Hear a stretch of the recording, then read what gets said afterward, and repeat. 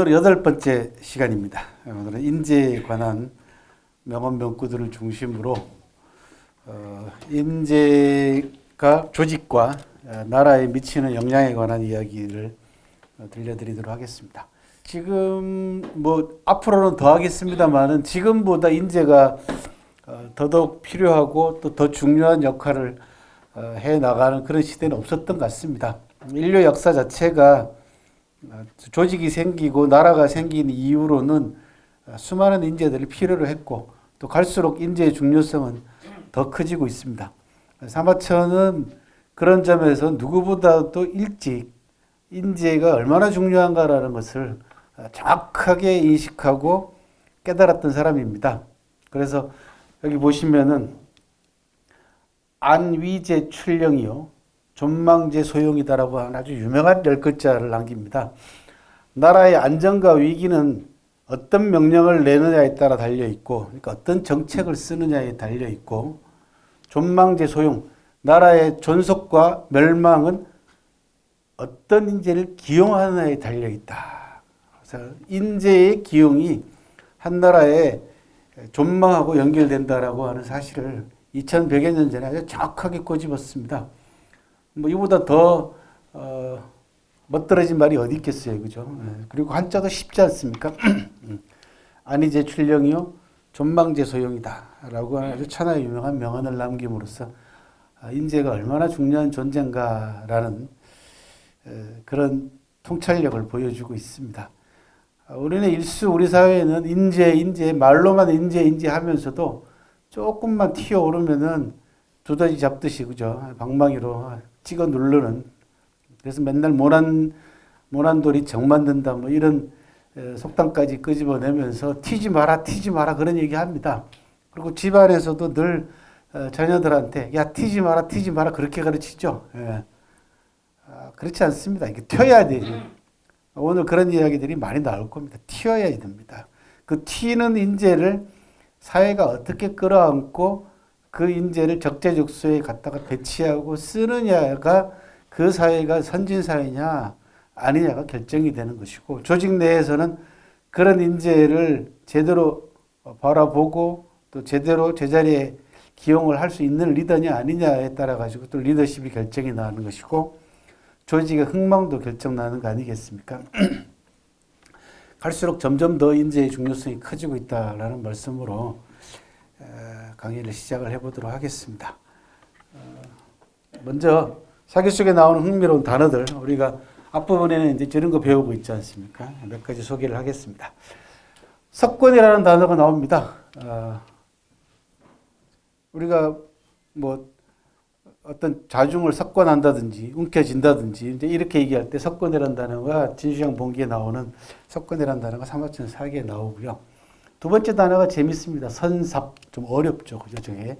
한자, 삽자라고 하는 한자도 다 있다. 삽자는 뭐냐 그러면은 마신다라는 뜻입니다. 먼저 마신다. 뭘 마시냐? 피를 마시는 겁니다.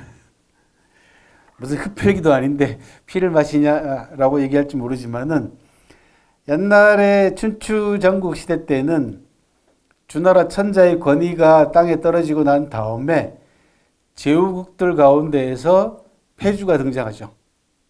그러니까 관포지교 말씀드리면서 제나라 황공이 춘추 5패의 첫 번째 주자였다라고 말씀을 드렸잖아요. 그런데 내가 폐주가 하고 싶다 그래가지고 그냥 폐주가 되는 게 아닙니다. 절차를 밟아야 돼요. 그래서 제후국들이 모여가지고 폐주를 뽑는 겁니다. 그러니까 무협지 좋아하시는 분은 무림 맹주를 뽑는 거.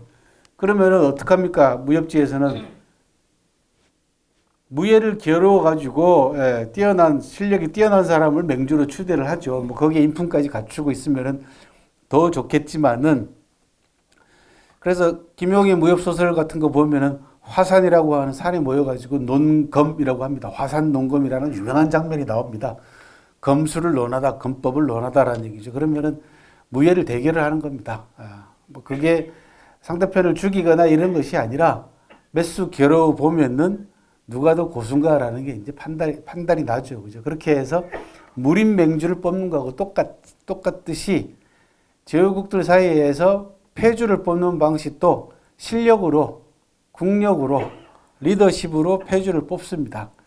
그런 패주를 뽑는 자리를 뭐라고 얘기하냐면 회맹이라고 합니다. 회맹. 맹주를 뽑는 모임이다 라는 뜻이죠. 그러면 맹주가 결정이 되면은 하늘에다가 고해야 됩니다.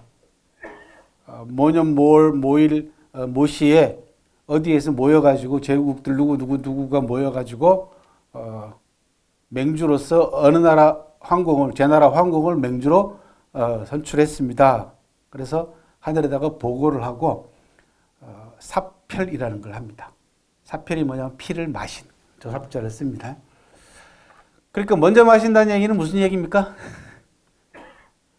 맹주가 먼저 마시는 거예요. 그래서 맹주로서 자격을 얘기할 때 선삽이라고 얘기한다고. 당연히 맹주로 뽑혔으니까 맹주가 먼저 마시는데 마시는 게 아니고요. 정확하게는 입술에다가 바르는 겁니다. 동사로 쓰이면 마신다는 뜻이긴 한데 정확하게는 사표할 때는 어떻게 하냐면 입술에다가 이렇게 칠하는 겁니다. 그럼 무슨 피를 칠하겠어요? 소피를 입술에 바릅니다. 그러면 소 가운데 어느 부위? 귀를 이렇게 칼로 비면 피가 나잖아요. 그러면 받아가지고 그릇에다 받아가지고 그거를 돌아가면서 맹주부터 시작해서 입술에다가 적시는 겁니다. 전부 다. 참가한 모든 제후들이 그렇게 해서 회맹이 끝나는 거예요. 하늘의 고함으로써. 그때 선삽하고 비슷한 단어가 또 하나 나옵니다. 그게 뭐냐면 우이라는 겁니다. 소귀. 그래서 소귀를 잡는 사람도 맹주예요. 그러니까 맹주가 사표하기 전에 소귀를 잡고 칼로 거기를 잘라가지고 피를 내는 그 절차가 있어요. 그래서 우위를 잡는다. 그러면 주도권을 잡는다. 라는 뜻이에요. 소귀를 잡는 겁니다. 그렇게 해서 피를 내서 선삽하면은 맹주가, 그 다음에 따라서 제후들이 입에다가 피를 바름으로써 회맹이 끝나고 맹주가, 패주가 선출이 되는 겁니다. 그러면은 소는 어떻게 해요? 소는요? 기 잘린 소는 어떻게 해요? 잡아 먹어야죠. 잡아 먹어야죠. 뭘 해서 먹겠어요? 설렁탕을 해서 먹습니다. 그러니까 맹주를 추대하고 제후들만 온 게 아니고 제후의 수행원들부터 시작해가지고 각 나라 수행원들이 여러 나라 수행원들이 다 왔잖아요. 또 군대도 사열도 합니다. 그러니까 병사들도 있고 여러 또 그 해명을 거행하는 나라에는 또 많은 사람들이 그 일을 준비하기 위해서 관련된 인원들이 있을 거 아니에요. 이 사람들이 이 일 끝났으니까 술도 마셔야 되고, 그죠? 배도 채워야 되지 않습니까? 그래서 하늘에다가 고하는 큰 제사 때는 소를 잡습니다. 그리고 주요한 동물로는 돼지하고 양, 요 세 종류의 동물을 잡아서 잔치를 베풀거나 어떤 해명을 하면 이거 큰 겁니다. 세 동물이 제일 중요하다는 얘기죠. 대개 평민들은 어떤 동물을 가지고 입술에 바르고 뭐 그런 짓을 하냐 그러면 닭 잡아갖고 그죠? 예, 닭 잡아가지고 하는 거예요. 입술에 바르는 그거는 저 평민들이 하는 것이고 격이 올라갈수록 소, 돼지, 양 이런 순서로 갑니다. 닭 이렇게. 그게 해명의 순서입니다. 그러면은 소는 잡아가지고 가마솥에 넣어가지고 끓여서 탕을 만들어 먹습니다. 그러면 여러 사람한테 돌아가죠. 설렁탕의 기원이 어디냐라고 얘기하면은 뭐 여러 설이 있습니다만은 그 선농단이라는 데가 있어요. 서울의 종로 5가에 가면 동대문 쪽에 가면은 선농단이 있죠, 그죠? 농사 짓기 전에 대개 모내기 하기 전에 임금이 와가지고 먼저 시범으로 모내기를 하잖아요. 그래서 옛날에 보면은 대통령들이나 이런 사람들이 그 모내기철이나 추수철 되면 꼭 나와가지고 뭐 퍼포먼스를 하잖아요. 그죠? 그게 옛날부터 내려오던 하나의 전통입니다. 임금들이 그렇게 했거든요. 그렇게 해서 임금이 시범으로 모내기 하는 장소가 선동단이에요. 그러면 임금이 행차했으니까 수행원들이 많잖아요. 그러면은 소 잡아가지고 끓여가지고 여러 사람한테 국물을 여러 사람한테 나눠주잖아. 선동단에서 설렁탕으로 갔다 이렇게 주장하는 사람도 있습니다. 그 다음 지난주에도 잠깐 말씀드렸죠. 그죠? 장이라는 사람이 유세가인데 말 잘하는 거, 상대편 설득하는 거, 언변술 배우고 다니다가 한번 홀이 나가지고 두들겨 맞고 오니까 와이프가 막 구박을 하니까 혓바닥을 쑥 내밀면서 야, 혓바닥은 있냐? 라고 물어봤잖아요. 그게 설제 또는 설상제라고 합니다. 혀는 있냐? 이렇게 물음표를 붙이면 됩니다. 그랬더니 와이프가 혀는 그대로 있어 라고 하니까 그러면 됐다. 그런 대목이 나오죠. 그죠? 이 설제라는 것은 유세가들에게 있어서 혀가 얼마나 중요한가라는 걸 보여주는 단어입니다. 그 다음 좀 무시무시한 단어인데요. 시간. 시체잖아, 시체. 간언한다, 직언한다. 그런 뜻이에요. 바른 말 하는 거예요. 그러니까 시체가 바른 말 한다. 시체가 바른 말 한다는 얘기는 뭐냐 그러면 목숨을 내놓고 권력자에게 직언할 때 쓰는 단어입니다. 시간이라는 단어는 은나라 마지막 임금인 주임금에게 직언을 한 목숨을 내놓고 직언한 사람이 있습니다. 그 사람 이름이 비간이라고 하는 사람이에요. 비간. 은나라 말기에는 세 사람의 은자 또는 현자가 있었습니다. 이걸 삼현 또는 삼은, 삼인이라고 합니다. 기자, 미자, 비간.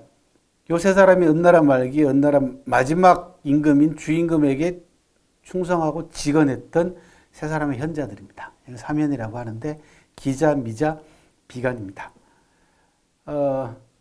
기자는 기자조선하고도 관계가 있습니다. 기자는 조항이 말로 해도 안 통하니까 미친 척하고 머리를 풀에 쥐고 미친 척하고 옥에 갇혀버리고요. 미자는 도망가 버립니다. 숨어버리고 그리고 비간은 끝까지 바른 말을 합니다. 그게 시간입니다. 그게 목숨을 내놓고 바른 말을 하니까 참다 못한 주임금이 현자의 심장에는 구멍이 7개 있다고 들었는데 한번 확인 좀 해봅시다. 그래가지고 심장을 칼 쪼개갖고 열어서 심장을 봤답니다. 가슴을 쪼개가지고. 그렇게 해서 비간이 죽습니다. 그 고사가 적심이라고 하는 고사입니다. 적은 적출한다. 그죠? 이 장기를 떼낼 때 우리는 적출한다 그러거든요. 한자로. 그 적심이잖아요. 그리고 심장을 빼낸다는 적출한다라고 하는 적심이란다는 거 거기서 나옵니다. 그렇게 해서 중국의 하남성의 조가라는 곳에 가보면은 비간의 심장을 꺼냈다라고 하는 장소가 남아 있어요. 적심대라고 하는 장소가 남아 있습니다. 그다음 시건. 이건 시건하지 마라 그런 말 들어보셨죠, 그죠? 말을 먹다라는 뜻입니다. 시건하면 쓸데없는 소리나 가치 없는 소리나 부질없는 소리를 할 때 우리는 시건이라는 말로 표현을 합니다. 말을 먹다 이렇게 표현을 했습니다. 옛날 사람들이 참 뼈 있는 표현입니다. 이런 단어들이 사기에 나오는 흥미로운 단어들이었어요.